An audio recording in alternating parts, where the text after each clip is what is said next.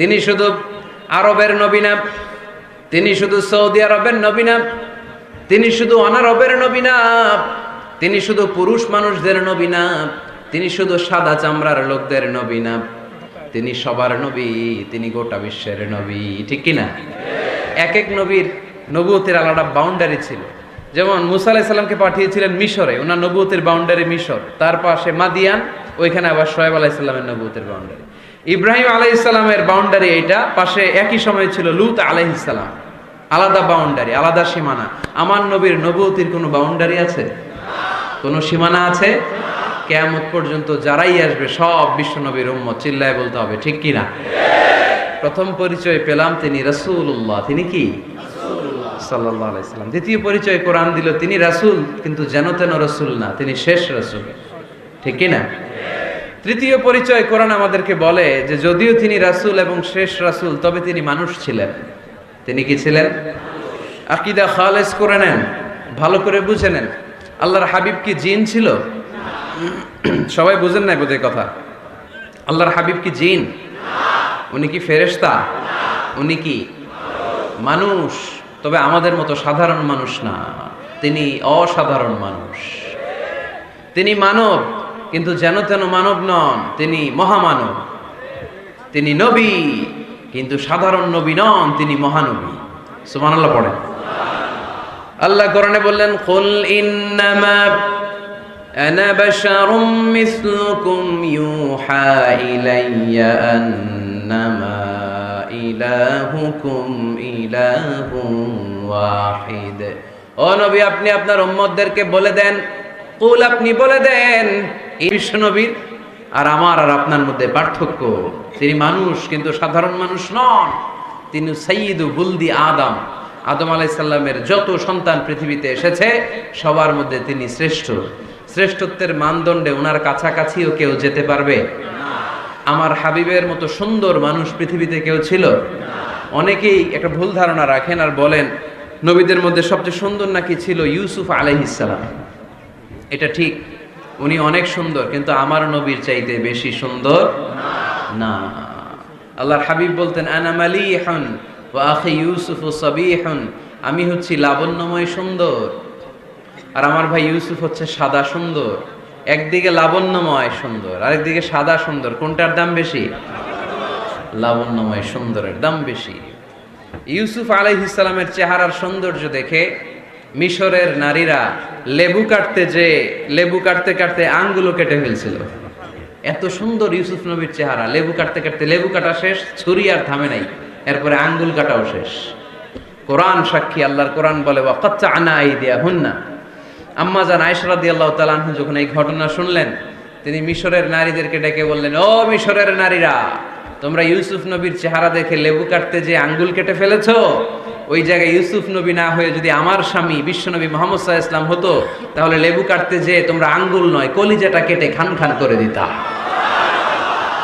এজন্য বিশ্বনবীর চাইতে সুন্দর কেউ আছে? চাঁদের চেয়ে সুন্দর তুমি নবী আমার কামলিওয়ালা,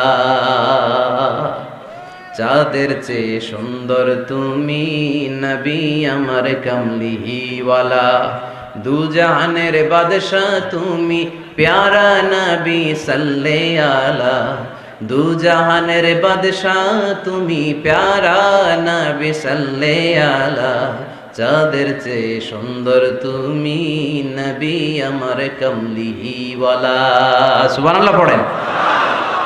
তুলনাহীন, অতুলনীয়, ইউনিক, আনপ্যারালাল, মহামানব, অসাধারণ মানুষ। আল্লাহর হাবিব বললেন, আল্লাহ গোটা বিশ্বের মানুষকে দুই ভাগ করলেন। কয় ভাগ? জান্নাতি, জাহান্নামী। আল্লাহ আমাকে জান্নাতীদের মধ্যে ঢুকালেন। জান্নাতীদেরকে আল্লাহ পৃথিবীতে বিভিন্ন দেশে ফেললেন, আল্লাহ আমাকে মক্কা শহরে ফেললেন। মক্কা শহরে অনেকগুলো গোষ্ঠী আছে, আল্লাহ আমাকে কোরাইশ গোষ্ঠীর মধ্যে ফেললেন। কোরাইশ গোষ্ঠীতে অনেকগুলো খানদান আছে, আমার আল্লাহ হাশমি খানদানে ফেললেন। হাশমি খানদানে অনেক পরিবার, আমাকে শ্রেষ্ঠ পরিবার আব্দুল মুত্তালিবের পরিবারে ফেললেন। আমার পরিবারে অনেক মানুষ, এই সবগুলো মানুষের মধ্যে থেকে আল্লাহ আমার শ্রেষ্ঠ মানুষ বানিয়ে পৃথিবীতে পাঠালেন। আনা খায়রুকুম বাইতা আনা খায়রুকুম নাফসা ওয়ালা ফখর, আমি ঘরের দিক থেকে পৃথিবীতে সেরা, আমি মানবতার দিক থেকে পৃথিবীতে সেরা, আমার চাইতে সেরা মানুষ গোটা বিশ্বে দ্বিতীয়টা হবে না। চিল্লায় বলেন ঠিক কি না? এজন্য আমার হাবিব, তিনি ছিলেন রাসূলুল্লাহ, তিনি ছিলেন শেষ রাসূল, তিনি গোটা বিশ্বের মধ্যে সব চাইতে শ্রেষ্ঠ। এজন্য কোরআন বলল তিনি মানুষ ছিলেন। কোরআন 4 নাম্বার বিশ্বনবীর যে পরিচয়টা আমাদের সামনে তুলে ধরে, কোরআন বলে বিশ্বনবী কোনোদিন মন গড়া কোনো কথা মানুষকে বলে নাই। আমরা মন গড়া বলি না? মাদারীপুরের ভাইরা, ঘুম আসতেছে? শীত লাগতেছে? গরম লাগতেছে? তো কি লাগতেছে? ভালো লাগতেছে? তাকবীর পড়েন, লিল্লাহি তাকবীর। শুধু আমাদের হাবিব সাল্লাল্লাহু আলাইহি ওয়াসাল্লামই না, পৃথিবীর কোনো নবী মন গড়া কিছু বলে না। এজন্য নবীদের কথায় কোনো ভেজাল নাই, কোনো অমিল নাই। কোনোদিন এমন কি হয়েছে এক নবী এসে বলছে আল্লাহ আছে, আল্লাহ এক, আরেক নবী এসে বলছে না আল্লাহ 2-3 জন হইতে পারে? বলেছে?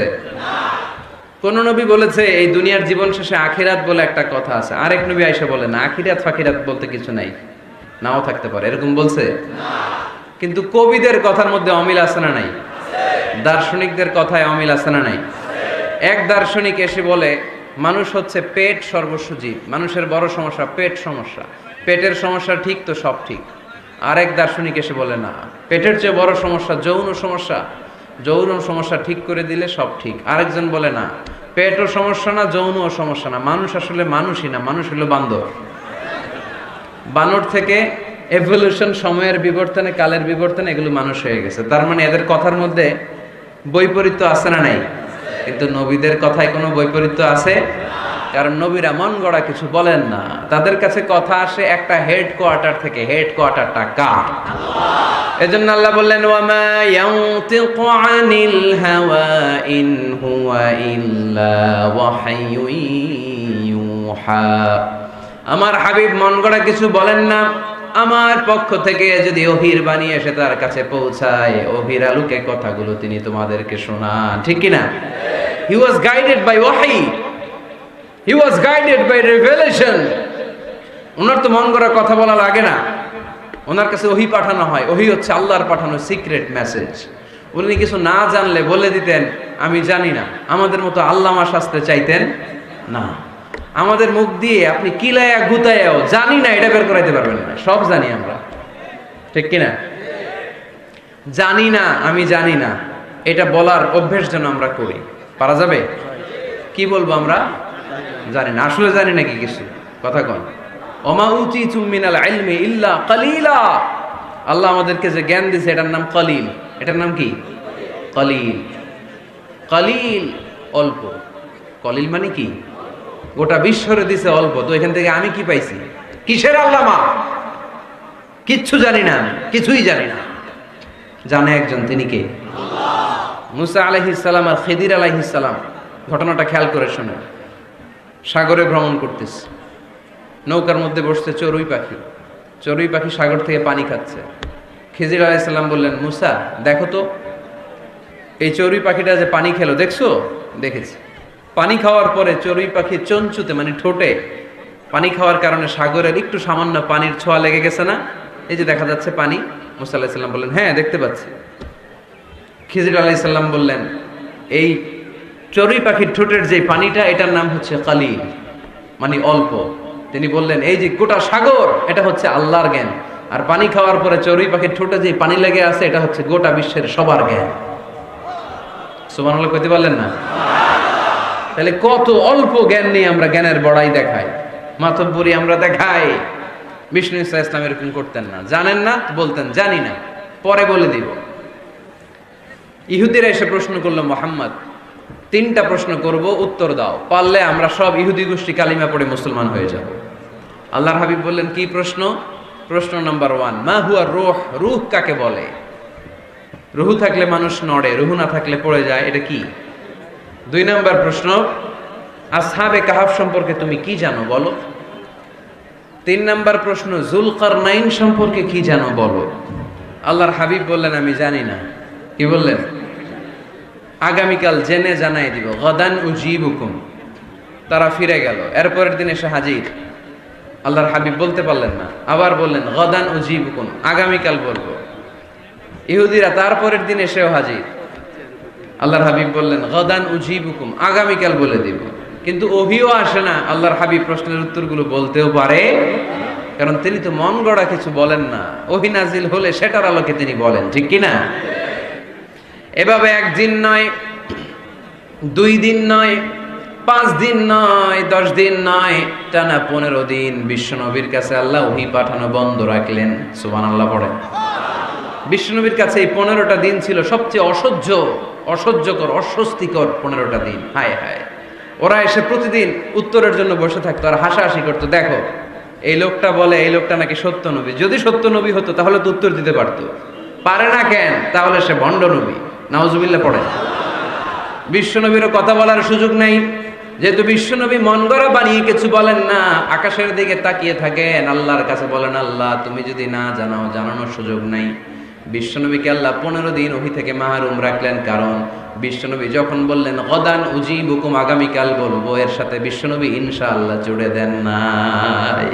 ইনশাআল্লাহ বলতে ভুলে গেছিলেন।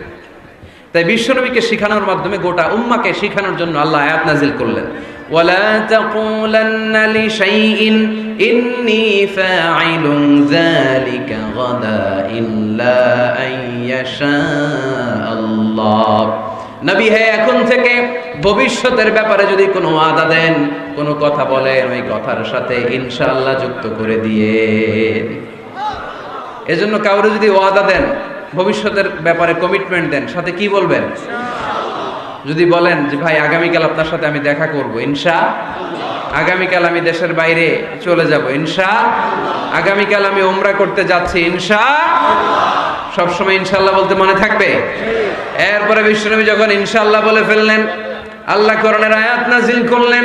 বিশ্বনবী তখন দাঁড়িয়ে বললেন, কার কার উত্তর দরকার আমার কাছে আসো, উত্তর নিয়ে যাও। উত্তর নাজিল হয়েছে, ইয়াসআলুনাকা আনির রূহি কুলির রূহু মিন আমরি রাব্বি ওয়া মা উতিতুম মিনাল ইলমি ইল্লা কালিলা। 2 নাম্বার উত্তর, আম হাসিবতা আন্না আসহাবাল কাহফি ওয়ার রাকিব কানু মিন আয়াতিনা আজাবা। 3 নাম্বার উত্তর, ইয়াসআলুনাকা আন যিল কারনাইন কুল সাআতলু আলাইকুম মিনহু যিকরা। সুবহানাল্লাহ পড়তে হবে। আল্লাহর হাবিব বললেন, রূহ হলো আল্লাহর আদেশ, আল্লাহর আদেশে ঢুকে আল্লাহর আদেশে বের হয়ে যায়, ঠিক কি না? এটা আল্লাহর আদেশে ঢুকে। পৃথিবীর কেউ রূহ ঢুকাইতে পারে? রূহ দেখা যায়, এটার ওজন আছে, এটার কালার আছে। রূহুর কালার কি দেখা যায়? 2 কাঁধে যে 2 ফেরেশতা আছে দেখা যায়? 2 কাঁধে ছিল যে তোমার 2 জনা পাহারা, তোমারে একলা থুইয়া পালাইছে তাহারা। তোমার 8 কুঠুরি 9 দরজা বন্ধ যে ওই হলো রে হলো, মুখে আল্লাহ রসুল সবে বলো। দুয়ারে আইসাছে পালকি নাই হরি গাও তোলো রে তোলো, মুখে আল্লাহ রসুল সবে বলো, ও মুখে আল্লাহ রসুল সবে বলো, ঠিক কি না? 2 কাঁধের 2 ফেরেশতা উড়াল মারে। রূহটাও যখন উড়াল মারে, মানুষগুলো লাশ হয়ে জমিনে পড়ে যায়।